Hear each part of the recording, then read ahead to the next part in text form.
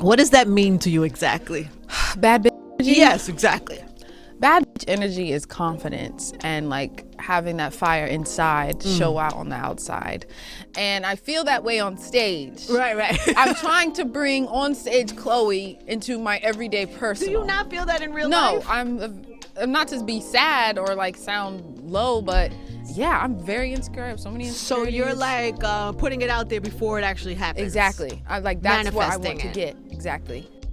That was just singer Chloe Bailey on a recent interview with Angie Martinez. She's talking about how she's working on having bad B energy in real life. She's currently in the market and talking about what she's looking for in a man. But first, we're going to get into Angela Simmons, who's talking about her experience with a man. You know, she went out dealing with Pookies and Ray Rays, so when you deal with those kind of people, you find yourself in those type of situations. She talked about situations where she was so scared that she jumped out of a moving car. Take a second for me to check to see if you are subscribed to this channel. Click the notification bell for all updates. And if you're new to the channel, include new subscriber in your comment below, and I'm going to try my best to get back to all of you. Some time ago, I featured case studies of Angela Simmons and Chloe Bailey. If you missed those episodes, you can click below in the description to watch them. Not going to waste any time here. Let's go ahead and get into the first clip. Angela Simmons, she appeared on Taraji P. Henson's show that's on Facebook, Peace of Mind with Taraji, where you can find Taraji interviewing mostly celebrities. And her discussions, they are centered around mental health, and I believe she has a professional on the show with her. Take a listen. Well, I'm glad you're here. Thank you. So you recently and you bravely revealed that in the past you were involved in a relationship. What led you to opening up about it?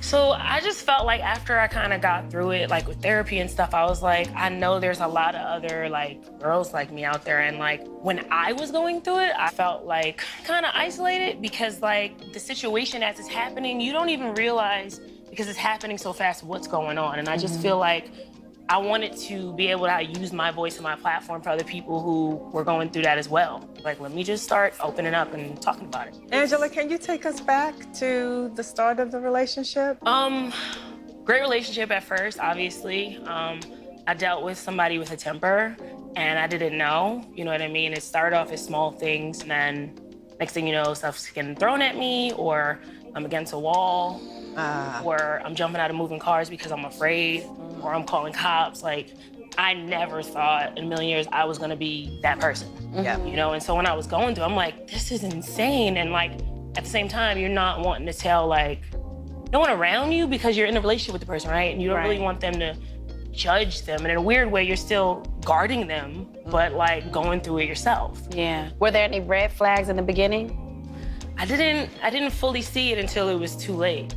Of course, because they never seemed to see any red flags. She had the opportunity to be with someone who was like Lil Romeo, but Lil Romeo, he was a nice guy. She was attracted to the Pookies and Ray Rays, although she was Rev Run's daughter. Coming from hip-hop royalty, she wanted the bad guys, the players, the guys she was weaving around. She wanted them first. She wasn't trying to get with Romeo until after she was knocked up with a baby. And you remember she tried to do this whole tour to shame Romeo for not wanting to take her seriously anymore. So yeah, Angela, she could have had a good guy, but she wanted a man that was rough around the edges, that had her jumping out of moving cars. You know, like once you're like knee deep in a relationship and you're like, is this really my life? And then every time there's a sorry, I don't know how you wind up just staying. Like, you think they're really sorry or it's not gonna happen again. Or I'm always feeling like that. You wanna fix everything. Like, I can get them better. You know, we could go to therapy or something. And it's like, sometimes it just doesn't work. You know, like I had a really just bad night one night and cops were involved and I was like, what am I doing? Oh yeah, you know I've been there. Mental, but then when I started seeing bruises and stuff, I was like, okay, this is actually real. And it's also hard for your loved ones. Oh, absolutely. You know, because we know. We know what's going on. But we don't want to jump in and push you further into it because you're so busy trying to defend him. A lot of the times when you try to save people from their bad decisions, all they do is rebel and try to fight you and then double down on whatever it is they're doing. These people don't listen to family members. If they had listened to sound advice, then they wouldn't be in that situation in the first place. Yeah. How did you get out? Because I started doing therapy as I started going through some of this stuff, and the therapist was like, what are you doing? You know what I mean? Like, you just start to realize For me, I think because I was in therapy, I was able to pull myself out, to be honest with you. Yeah. Without the therapist, I might have just stayed in the cycle. And do you still go to therapy? Yeah, I do. I think therapy's super important. Absolutely. I really started doing therapy when I lost my son's father. I didn't even want to live after that. I was like, I don't know why I'm even here. Like, why would God give me something like that? He's 4 and he asks about him. Like, why is he in heaven? Why can't I see him? Why can't I talk? Can I call him? Does he have a phone? Like, what do you tell a 4-year-old? You know what I mean?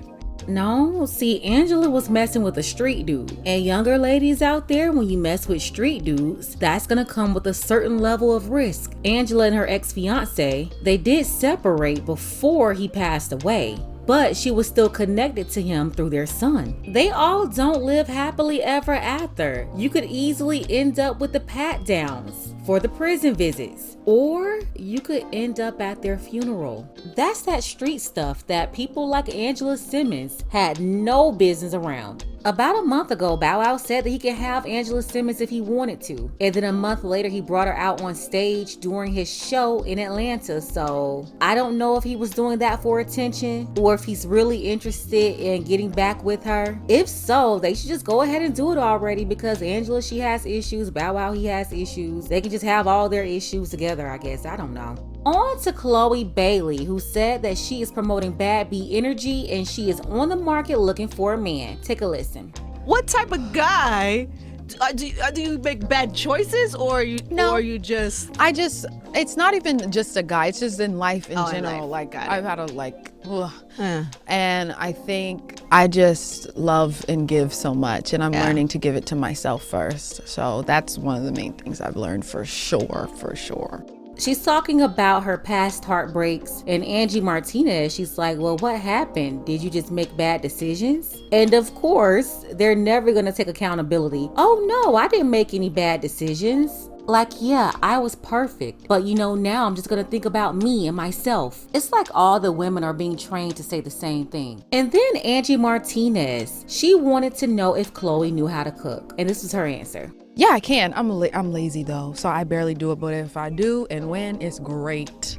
I can throw down. What do you cook? So for Thanksgiving, I make great sweet potato pie. I Give me make a the picture. best. You're in the kitchen. I make the best vegan bread rolls, and Okay. I drizzle honey butter on top, like the vegan butter, and it's so good. And then in the neighborhood, I would make the best sugar cookies, and all of our neighbors would come and get it, and they didn't know it was vegan, and they were like this big and moist. And I make the best pancakes. I guess I'm more of a baker, but I make the best pancakes. My family would beg me every weekend to make them, but I'm lazy. Like I just. You see how she put a little twitch in her? That means you get busy in the kitchen. Yeah, when I get in the kitchen. When That's you get the in the thing. kitchen. But yeah. When you get in the kitchen.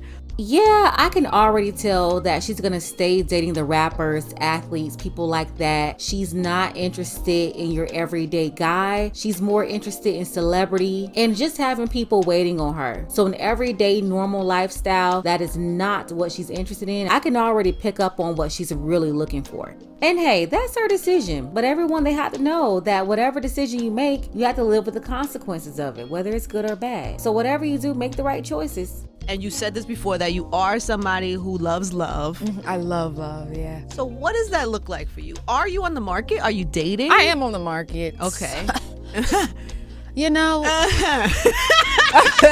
What I'm looking for. Do you know what you're looking for? Yes. Or you wait? Oh, you do. That's, by the way, you're ahead of the curve. Like, I Because think. some people just wait to see. Yeah, I think. One, I want the guy to be more into me than I'm into him, because I am a mushy person. You are smart. Yes, I'm so mushy. So, like, I don't want to be the one who's more into you. Yeah. Because it's just not going to work. But it wouldn't get on your nerves if he's too into you and you're like, Okay, I'll be honest. I Yeah. want him to be just as affectionate as me. okay. But if I call you, don't pick up all the time. Got it. Sometimes I'm going to be left wondering, what's he doing? Got it. Because that's too kind of, much. because it's like, if you on your and you working hard, you're not always worried about me. And for some reason, that's kind of hot, because it's like you working on you. So that's a green flag. Yeah. Do you notice they never make any sense? She just said that she's gonna want a man that is more into her than she's into him. She wants a lot of affection. Yet, when she calls him on the phone, she's hoping that sometimes he doesn't answer, so she can wonder what he's doing. They love toxicity. If there's no drama, they think it's just too boring. Okay. Just a little bit. Okay, green flag Always is pay attention, but don't pick up every time I call. green flag. Yeah. Yeah, she's trying to attract a man that's gonna play games with her. But then later on, she'll be mad because he played games with her. Please make it make sense. What are Chloe's red flags? Red flags, I hate a womanizer. Like, with me, I can't date multiple people at once, so don't play me. That, laziness. Because you become what you're around. And if I'm laid up in the bed with you, I'm gonna start turning into you. Yes. I need you to inspire me and keep me going and like keep my drive going. Yes. So he gotta be driven. Yep. Can't be out here being loose in the streets. I love feeling a nice muscle. Oh, a good muscle. Just a little bit. You don't have to be a gym junkie, but just a little. So a good physique is a yes. green flag. What about fame? Like, let's say an athlete. Yeah. Is that a red flag or a green flag? I mean, it's neither. I think I'd have to know who you are as a person. Like, but I will say, having someone in the business understands, and it's like I wouldn't even have to explain myself because it's just a given. Like, it's just something you both understand. But, you know, I love an intellectual mind. So if there's someone who's not in the business and they're in something else that deals with their mind, that's just as hot to me. Be smart. Yeah, I like someone who's really smart.